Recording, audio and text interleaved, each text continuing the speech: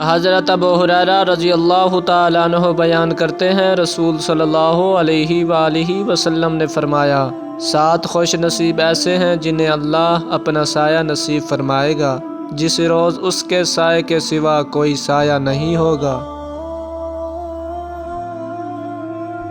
عادل حکمران، وہ نوجوان جو اللہ کی عبادت میں پروان چڑھا، وہ آدمی جس کا دل مسجد کے ساتھ متعلق ہے، جب مسجد سے نکلتا ہے تو وہ مسجد سے لا تعلق نہیں رہتا حتیٰ کہ وہ وہاں لوٹ جاتا ہے۔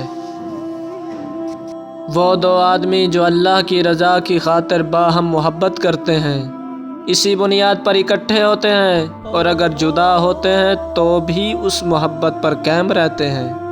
وہ آدمی جس نے تنہائی میں اللہ کو یاد کیا تو اس کی آنکھیں اشک بار ہو گئیں۔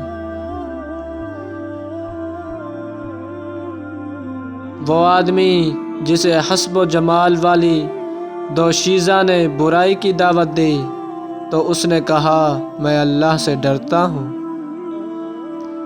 اور وہ آدمی جس نے جو صدقہ کیا، اس نے اسے اس قدر مخفی رکھا حتیٰ کہ اس کا بایاں ہاتھ نہیں جانتا کہ اس کے دائیں ہاتھ نے کیا خرچ کیا ہے۔